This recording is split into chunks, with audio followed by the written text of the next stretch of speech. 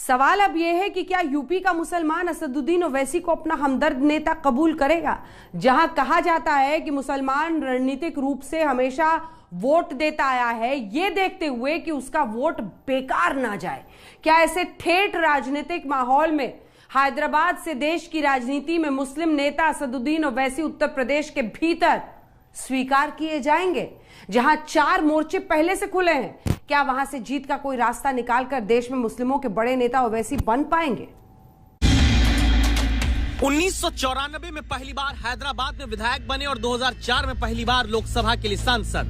ओवैसी हैदराबाद की उस all India Majlis-e-Ittehadul मुस्लिमीन के प्रमुख हैं, जिसके बारे में 7 साल पहले अगर कोई ये कह दे कि ओवैसी की पार्टी हैदराबाद के बाहर जीतेगी तो लोग मजाक समझते आए।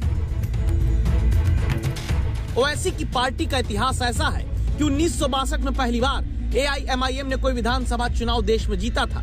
64 साल से पार्टी के प्रमुख की गद्दी ओवैसी के परिवार के पास है।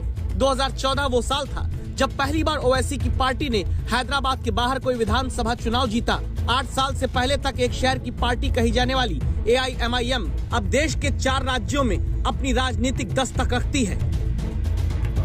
क्या उत्तर प्रदेश में भी विस्तार ओवैसी कर पाएंगे?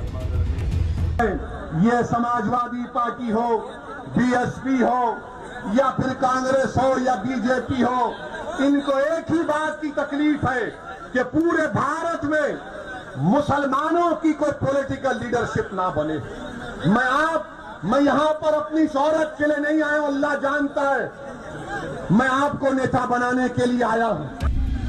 उत्तर प्रदेश के मुस्लिमों के वोट पर उन्हें सियासी ताकत देने की बात करने वाले ओवैसी के हैदराबाद का भी हाल आप देख लीजिए। ओवैसी हैदराबाद से 2 बार विधायक बने और 2004 से सांसद हैं। वहां 43.45% मुस्लिम आबादी है, लेकिन एक NGO के सर्वे के मुताबिक हालत यह है, हैदराबाद की ही 63% मुस्लिम आबादी गरीबी रेखा के नीचे आज भी जीवन जीती है। 63% मुस्लिम नागरिक हैदराबाद के अब भी सरकारी योजनाओं, रोज कमाओ रोज खाओ के अलावा दूसरी मदद के भरोसे रहते हैं। हैदराबाद के ही सभी मुसलमानों की स्थिति ओवैसी इतने वर्षों में नहीं बदल पाए, तो वो महाराष्ट्र, बिहार, बंगाल होते हुए उत्तर प्रदेश क्यों आए हैं? लगता है कि ओवैसी के लिए किसी पार्टी की जीत से ज्यादा मुस्लिम समुदाय के एक प्रमुख प्रखर चेहरे के तौर पे उभरना ये ज़्यादा मायने रखता है, क्योंकि उनकी पार्टी का कोई पहचान या कोई किसी तरह का कोई प्रेजेंस आंध्र प्रदेश और हैदराबाद के बाहर तो नहीं है, लेकिन इसके बावजूद जब वो अपनी पार्टी के लिए प्रचार करते हैं या पार्टी के बारे में बात करते हैं तो वो मुस्लिम कम्युनिटी के लोगों को ही इनवाइट करते हैं, बुलाते हैं और अपने साथ जोड़ने का आह्वान करते हैं। बंगाल में चारों खाने चित हो चुके ओवैसी के अरमान उत्तर प्रदेश में कितने परवान चढ़ेंगे?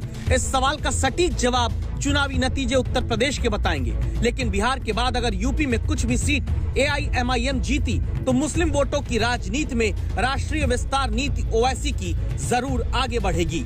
आज तक ब्यूरो।